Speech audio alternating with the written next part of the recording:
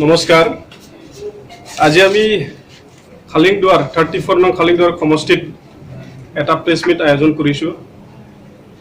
এই press মিটটো specially আমাৰ বিটিচিত বিগত সময়ছোৱাত যি এপইণ্টমেণ্টৰ কেলেংকাৰী সেইটো আমি তথ্য সহকাৰী দাঙি ধৰিব বিচাৰিছোঁ। স্পেচিয়েলি বঞ্জাৰ দিমাৰী তেতিয়া তেখেতে যেতিয়া বিটিচি আছিলে, আজিতো বিটিচি চৰকাৰ নাই, তেতিয়া ফুড এণ্ড চিভিল ছাপ্লাই ডিপাৰ্টমেণ্টৰ তেখেতে EM আছিলে। তেখেতৰ সময়ত ইলেকশ্যনৰ আগত মানে 13 তাৰিখত আৰু কি মাৰ্চৰ তেখেতে এপইণ্টমেণ্ট দিছে 20 জন, তাৰে জুনিয়ৰ এছিষ্টেণ্ট আছিলে 14 জন, LDA 6 জন, তাৰে ভিতৰত ওদালগুৰিৰ 3 জন, কোকৰাঝাৰৰ 10 জন, চিৰাঙৰ 7 জন। তেওঁলোকে যে কৈ আছিলে সম উন্নয়ন, সম মৰ্যাদা, সম অধিকাৰ, সেইটো ইয়াতে আমি দেখিবলৈ পোৱা নাই। যি এপইণ্টমেণ্ট তেওঁলোকে প্ৰদান কৰিলে সেই এপইণ্টমেণ্টটো তেওঁলোকৰ যদি কোনোবা ঘনিষ্ঠতা থাকে তেতিয়াহে তেওঁলোকে এপইণ্টমেণ্ট তেওঁলোকক প্ৰদান কৰিছে। ইয়াৰ পিছত মোটা অংকৰ আপুনি যদি পইচা দিব পাৰে তেতিয়াহে তেওঁলোকে এপইণ্টমেণ্ট প্ৰদান কৰিছে। আমি জানিবলৈ পাইছোঁ বা দুখ পাইছোঁ আমি, তেওঁলোকে without any interview, without any notification, কোনো ধৰণৰ তেনেকুৱা নোহোৱাকৈ এপইণ্টমেণ্ট তেওঁলোকে প্ৰদান কৰিছে। ইয়াৰ পৰা আমি এটা কথা গম পালোঁ, তেওঁলোকে শিক্ষিত নহয়, তেওঁলোকে ইনকম্পিটেণ্ট লিডাৰ এজন।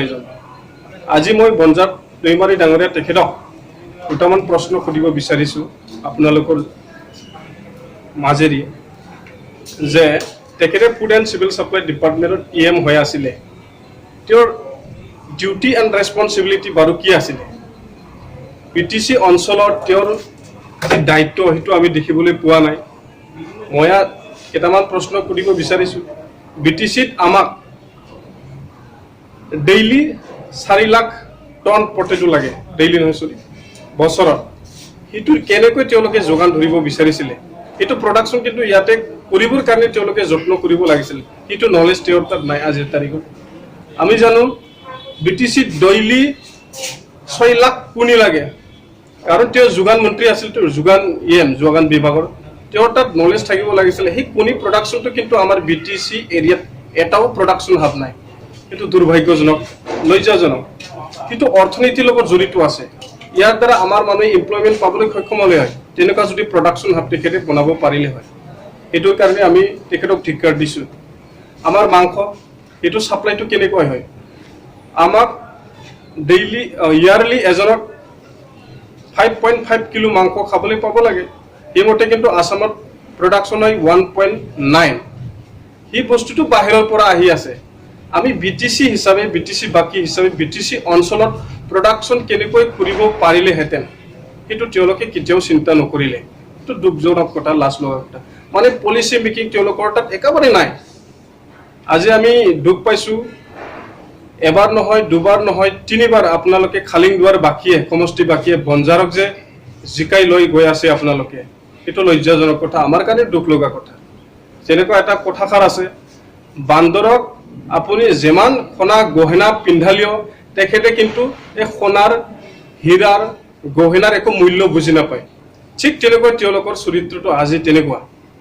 তেওঁলোকৰ পাৱাৰৰ বিষয়ে তেওঁলোকে নাজানে, তেওঁলোকে নিজৰ ৰেছপনচিবিলিটিৰ বিষয়ে নাজানে, তেওঁলোকে নিজৰ দায়িত্বৰ বিষয়ে একোৱেই নাজানে। খালি EM পাব লাগে, পইচা লুটিব লাগে, তাৰ বাহিৰে তেওঁলোকে একো নাজানে। তো আজি আমি BTCৰ যি টংলা অধ্যুষিত যি অঞ্চল, টংলাটো বাৰু আপোনাৰ খালিংদুৱাৰ সমষ্টিত পৰে। খালিংদুৱাৰ বাকীক মই অনুৰোধ জনাব বিচাৰিছোঁ যে আপোনালোকে নতুন চিন্তা কৰিব লাগিব, কিয়নো বঞ্জাৰ নিচিনা মানুহৰ তলত আপোনালোকে থাকি থকাটো দুৰ্ভাগ্যজনক কথা।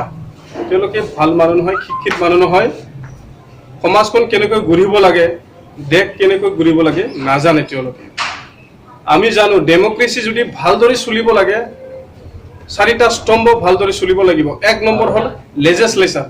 আমাৰ ইয়াতে যোনবিলাক লেজিসলেচাৰ হয় শিক্ষিত নহয়। 2 নম্বৰত ব্যুৰক্ৰেচি, 3 নম্বৰত আমাৰ জুডিচিয়াৰী, 4 নম্বৰত আপোনালোকে যেনিবা মিডিয়া।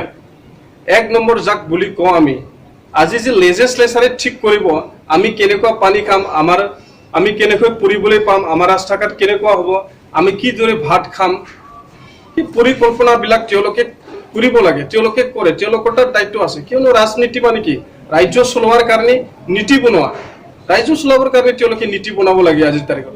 কিন্তু ৰাজনীতি মানে তেওঁলোকে নাজানে, ৰাজনীতি মানে কি।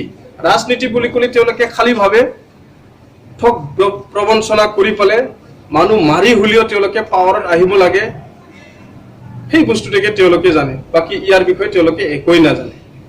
তো ইয়াৰ কাৰণে এতিয়া সময় হৈছে UPPL ভাল শাসন আপোনালোকক দিব বিচাৰিছে। প্ৰমোদ বড়ো ডাঙৰীয়া তেখেতৰ নেতৃত্বত যে ভাল এখন চৰকাৰ আহিব নিশ্চিন্ত হৈ পৰিছে। ইয়াৰ কাৰণে আপোনালোকক বা এই সমষ্টিবাসীক UPPLক দলে বলে যোগদান দিবলৈ মই অনুৰোধ জনাইছোঁ। ইয়াৰ পিছত মই যি স্কেম কথা কৈছিলোঁ, এই এপইণ্টমেণ্ট স্কেম, ইয়াৰ তথ্যটো মই ক'লোঁ। স্পেচিয়েলি মই দুজন নাম ক'ব বিচাৰিছোঁ খালি টংলাবাসীত, মানে আপোনাৰ সমষ্টিৰ পৰা ইয়াতে খালি এজনহে আপোনালোকে পাবলৈ সক্ষম হৈছে, অতি লাজ লগা কথা। সমষ্টি হিচাপে যদি বঞ্জাৰে পাৱাৰত আছে তেখেতে ইয়াতে চাকৰি বহুত মানুহ প্ৰদান কৰিব লাগিছিলে। টংলাত ইয়াতে আপোনাৰ এজনহে মাত্ৰ পাইছে সমষ্টি হিচাপে।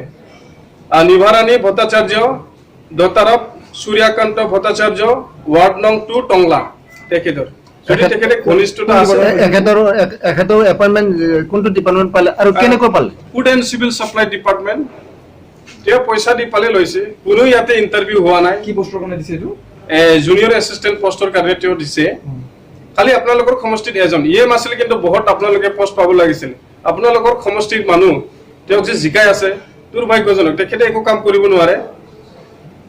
ইয়াৰ পিছত তেখেতে দিছে খৈৰাবাৰী সমষ্টিত এজন দিছে, চনেশ্বৰ বসুমতাৰীৰ ঘৰৰ সম্পৰ্কীয় তেজৰ সম্পৰ্ক থকা নেলচন বসুমতাৰী, দেউতাৰ নাম ডম্বৰুধৰ বসুমতাৰী, গাঁওটো আমাৰ এই জালুকবাৰীৰ ওচৰত।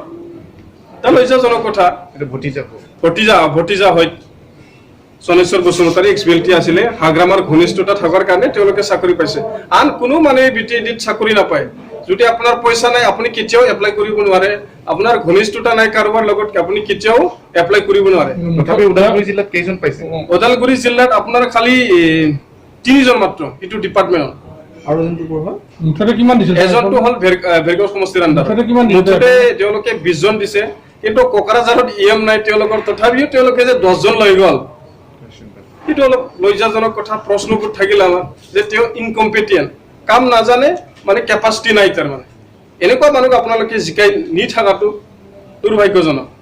ইয়াৰ পিছত চিৰাঙৰ 7 জন মাত্ৰ হৈছে আৰু কি ডিপাৰ্টমেণ্টত যি চাকৰি প্ৰদান কৰিলে, সেইটো খালি নিৰ্বাচন কেন্দ্ৰিক। নিৰ্বাচন যে জিকি যাব লাগে, সেই মানুহখিনিক নিজৰ পকেটত আনিব লাগে, সেইটোৰ কাৰণে তেওঁলোকে কৰিছে। সেইটো তেওঁলোকে মাৰ্চৰ 7 তাৰিখে মানে অৰ্ডাৰ দিয়া তেওঁলোকে দেখাইছে। সেইটো লাজ লগা কথা, দুখ লগা কথা। কোনো ইণ্টাৰভিউ ইয়াতে নাই, কোনো নটিফিকেশ্যন নাই, কিয়নো CSBয়ে নিজে স্পষ্ট কৰিছে। আজিতো CSB নাই, কেইদিনমান আগত চেয়াৰমেনে নিজে স্পষ্ট কৰিছে যে ইয়াতে কোনো ধৰণৰ এপইণ্টমেণ্ট দিয়া হোৱা নাই, কোনো ধৰণৰ ইণ্টাৰভিউ আমি পাতিবলৈ পোৱা নাই।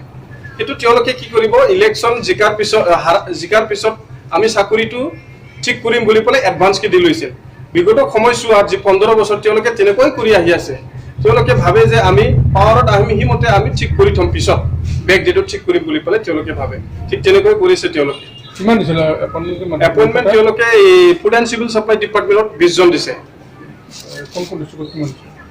আপোনাৰ ওদালগুৰিত 3 জন, কোকৰাঝাৰত 10 জন, চিৰাঙত 7 জন, কিন্তু বাক্সাত এজনৰ আদি।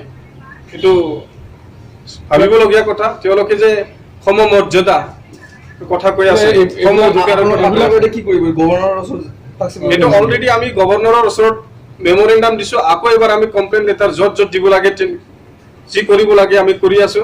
তেওঁলোকক আমি অনুৰোধ জনাইছো, আপোনালোকৰ চাকৰি নাথাকিব, কিয়নো মই জানো তেওঁলোকৰ EMৰ PA এজনে কৈছিলে, মই নাম চাম নকওঁ, যেতিয়া চাকৰিৰ কাৰণে আমাৰ ভেৰগাঁৱৰ এজন মানুহে গৈছিলে EMৰ PA তাত, তেখেতে স্পষ্ট কৈছে যে আপুনি লটাৰী খেলি চাব পাৰে, লটাৰী এটা খেলি চাব পাৰে, যদি চৰকাৰত আহি আপোনাৰ চাকৰিটো থাকিব, যদি চৰকাৰত নাহে আপোনাৰ চাকৰিটো নাথাকে, এই বুলি স্পষ্ট তেওঁলোকে কৈছে। ইয়াৰ পৰাই আমি স্পষ্টকে জানো, তাৰ পৰাও জানো, তথ্য সহকাৰে আমাৰ হাতত আছে যে আপোনালোকে যে ইণ্টাৰভিউ নাপাতাকে তেনেকুৱা চাকৰিবিলাক দি আছে, সেইটো আমি জানো। আৰু এটা কথা ইয়াত মই ক'ব বিচাৰিছোঁ, যোনবিলাকে শ্বহীদ পৰিয়ালৰ ফেমিলিৰ চাকৰি লৈছে তেওঁলোকৰতো কিন্তু আমি চাম তেওঁলোকৰ কাৰণে স্পেচিয়েলি, কিয়নো BTR নতুন এগ্ৰিমেণ্ট হ'ল বা যি BTC হৈছিলে তেওঁলোকৰ অৱদান আছে, সেইটোৰ কাৰণে আমি সেইটো নৈ কৰিব নোৱাৰোঁ। ধন্যবাদ।